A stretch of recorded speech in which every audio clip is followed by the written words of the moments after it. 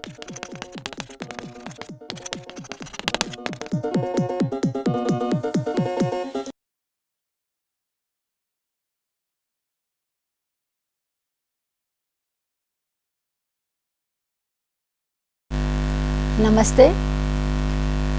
आज का ये वीडियो मैं शिक्षकों के प्रशिक्षण के लिए बना रही हूँ। विशेष आग्रह है सूरत से जीडी गोयनका पब्लिक स्कूल से हिंदी विभाग अध्यक्ष श्रीमती स्नेहलता उपाध्याय।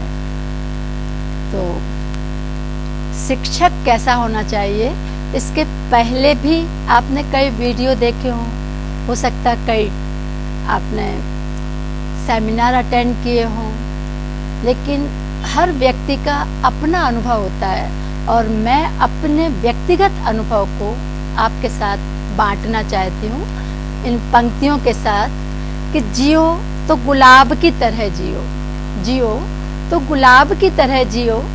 क्या गुलाब नहीं जानता कि एक दिन झड़ जाएगा, पत्ता पत्ता बिखर जाएगा, फिर भी खिलता है, दूर दूर तक शोखी उकेरता है।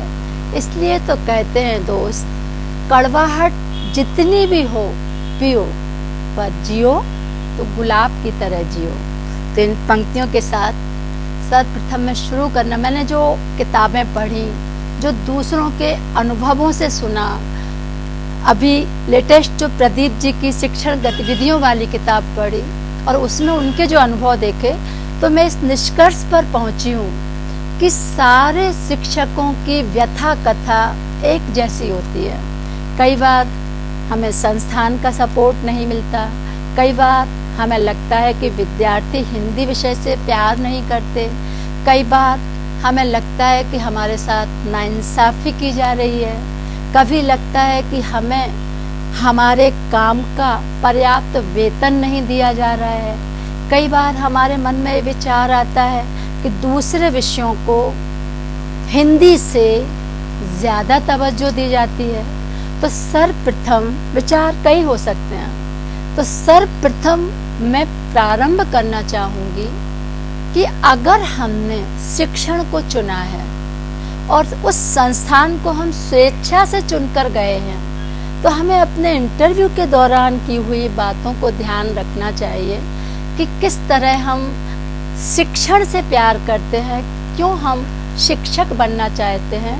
तो हमें एक स्वाभिमान से भरा होना चाहिए, हमारे अंदर ये विश्वास होना चाहिए कि दुनिया में जितने भी प्रोफेशन हैं उन सब में शिक्षक का दायित्व सबसे ज़्यादा है, क्योंकि उसके हाथ में बच्चों का भविष्य है। तो उसका चेहरा तो विश्वास से भरा हुआ, गुलाब की तरह खिला हुआ हर हाल में होना चाहिए। तो मैं प्रारंभ करती हूँ इसी बिंदु से कि व्यक्तित्व विकास केवल एक बिंदु में अगर मैं शिक्षक की परिभाषा को समाहित करूँ तो कोई अतिशयोक्ति नहीं होगी। चाणक्य की मुझे विचार याद आ रहे हैं, जिन्होंने कहा है कि शिक्षक राष्ट्रीय चरित्र का निर्माण करता है।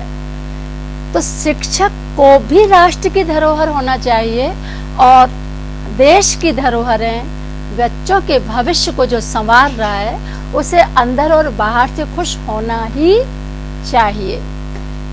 फिर भी परिस्थितियाँ या हमारे अपने पारिवारिक स्थितियाँ कई बार हमें हमारे अंदर अनुत्साह पैदा करती हैं। उस समय हम कैसे सामंजस्य बिठाएं, ये सारी चीज़ें हमारे पेशे के साथ जुड़ी हैं। तो इस व्यक्तित्व विकास में मैं क्रमशः बिंदुओं का आपके साथ प्रस्तुत करूंगी और चाहूंगी कि जो मैंने अनुभव किया और जो आप अनुभव करते हैं उसमें कुछ मेल हो, उन स्थितियों को हम सामने रख पाएं जिससे आपको लगे कि परिस्थितियां सबके साथ एक जैसी होती हैं, पर हमें अपनी स्वस्थिति को बहुत अधिक साहस के साथ, बहुत स्थित प्रज्ञ बनना पड़ता है, अपने आत्मबल को बढ़ाना पड़ता है, अपने स्वाभिमान को बढ़ाना पड़ता है। तो सबसे पहले व्यक्तित्व विकास के लिए विषय का गहन अध्ययन। वर्तमान युग टेक्नोलॉजी का युग है, बच्चे हमसे कहीं अधिक जानते हैं, तो हमारे अपने विषय पर पूरा नियंत्रण हो। हम किसी और पर निर्भर ना हो, और अगर कहीं कमी है तो उसको बहुत उदारता के साथ स्वीकारें। कमी होना उतना बुरा नहीं है जितना कमी को गलत तरीके से कवर करना होता है, या अहंकार के कारण हम अपनी कोई जिज्ञासा या कोई डाउट किसी और से स्पष्ट नहीं करना चाहते। तो पहली चीज है मेहनत, और मेहनत से हम अपने विषय का गहन अध्ययन करें और उस पर नियंत्रण करें। दूसरा मेरी नज़र में है सकारात्मकता, पॉजिटिविटी। आपके विचारों की सकारात्मकता, व्यवहार की सकारात्मकता आपके न केवल इंस्टीट्यूशन संस्थान के साथ अच्छे संबंध बनाती है, सारे वातावरण प्रबंधन या हमारे जो खास जिन पर हमें काम करना है बच्चों के साथ। एक हंसता हुआ चेहरा किस तरह बच्चे को भी हंसा देता है, आपका सेंस ऑफ ह्यूमर, मजाक करने की आदत, आपको बच्चों को वही टीचर्स अच्छे लगते हैं। आपको सबसे पहले अपने अंदर झांक कर देखना चाहिए कि जब आप विद्यार्थी थे तो विद्यार्थी के रूप में आपको कौन से शिक्षक अच्छे लगते थे। वो जो चेहरे पर मुर्दानगी सी डाले हों, या वो जो अस्वस्थ प्रतिस्पर्धा या ईर्ष्या और जलन की भावना में अपने आप को संकुचित कर रहे हों, या वो जो उत्साह से क्लास में आते हैं और उत्साह से पूरी क्लास को इन्वॉल्व करते हैं और इंटरेक्टिव होकर एक दूसरे को वार्तालाप के द्वारा, संवाद के द्वारा क्लास के हर बच्चे को महत्व देते हुए पढ़ाते हैं। तो ये आप अपने ही विद्यार्थी जीवन में झांके तो आप सबसे श्रेष्ठ टीचर बन जाएंगे। तो ये सकारात्मकता होना जरूरी है। प्रतिस्पर्धा, निश्चित ही प्रतिस्पर्धा करें, पर अपने सहयोगी शिक्षकों के साथ नहीं, अपनी टीम के साथ भी नहीं, अन्य विषयों के अध्यापक के साथ भी नहीं। प्रतिस्पर्धा करें अपने आप से कि कल आप कहाँ थे। अगर आप टेक्नोलॉजी में सक्षम नहीं हैं तो ये आज की ज़रूरत है, होना पड़ेगा। अगर आप मूवी देखने का समय नहीं निकालते, जबकि हमारे आज के बच्चे वर्तमान युग में टेक्नोलॉजी के साथ सारी चीज़ों में ऑलराउंडर हैं, ये कहें तो कोई बड़ी बात नहीं होगी। तो हमें उनके कंधे के कंधा मिलाने के लिए हमें भी मूवी देखने का समय निकालना होगा। टीचर्स एक हेड ऑफ द डिपार्टमेंट के नाते जब ये बातें मैं टीचर से बोलती हूँ तो वो बोलते हैं कि इतना समय कहाँ से आए, घर भी मैनेज करना, स्कूल भी मैनेज करना, इतना सारा जांच कार्य भी होता है। तो इधर मैं बोलती हूँ किसी मैनेजमेंट का नाम तो सफल शिक्षक होना है। आप चाहें तो मेड की सुविधाएं लें, अगर आप काम करते हैं तो आप काम करवाएं भी, लेकिन आप अपनी पर्सनालिटी के प्रति सतर्क रहें, क्योंकि आप जवाबदार हैं किसी संस्था के लिए। आपको समय पर काम देना है। आपकी कथनी और करनी में समानता होना जरूरी है। अगर आपने बच्चों से वचन दिया है तो आपको वो निभाना भी जरूरी है। अगर प्रश्न पत्र देने की कोई निश्चित तारीख है तो जितना काम आप अपना अच्छा करेंगे उतना ही आपका व्यक्तित्व विकसित होगा, उतना ही आप आत्मविश्वास से भर उठेंगे और उतना ही आपका चेहरा दमकने लगेगा। तो ये हमारा था प्रतिस्पर्धा कि स्वयं से करें, दूसरों से नहीं। तीसरा है सहिष्णुता, टॉलरेंस पावर।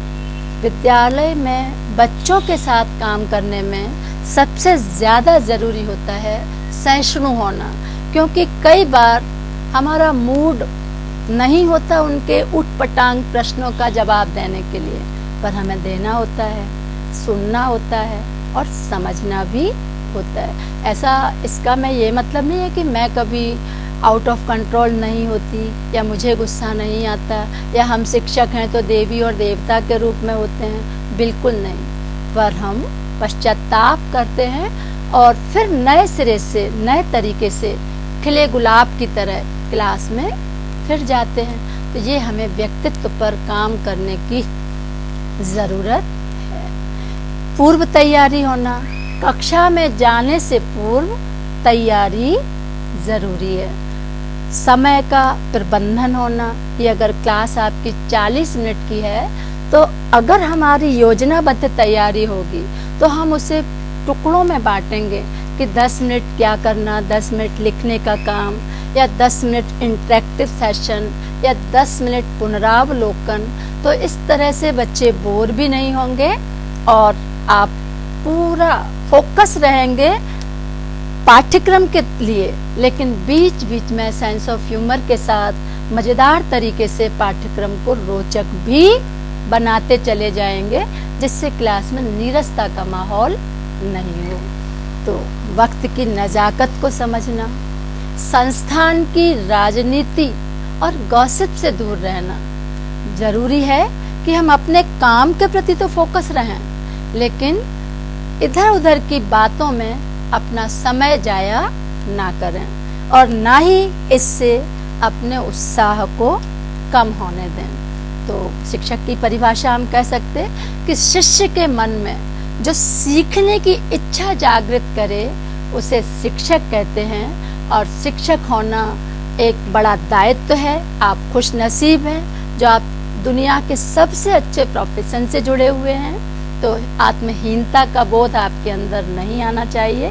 छोटी छोटी सी यही चीज़ें थी जो मैंने अपने शिक्षण के जीवन में जाना कि अपने सहयोगियों के साथ सहयोग करना, उनके साथ मधुर व्यवहार रखना, अहंकार न होना, हंसते हुए काम करने से काम आधा लगता है, पूरी तरह इन्वॉल्व होना और समय पर काम करना। और जब हम करेंगे तभी तो किसी और से करने के लिए कह पाएंगे। तो ये छोटी छोटी सी हमारे टिप्स थे। व्यवहार में पारदर्शिता भी होना, संसाधनों का समुचित प्रयोग करना, और सबसे बड़ी बात है कि ना तो हम किसी और से बदला लेने की भावना रखें और ना ही किसी को बदलने की कोशिश करें, क्योंकि अनुभव कहता है ये दोनों ही बातें असंभव हैं। बस स्वयं में निरंतर हर दिन बदलाव लाने की कोशिशें करें, रचनात्मकता की ओर बढ़ते चले जाएं।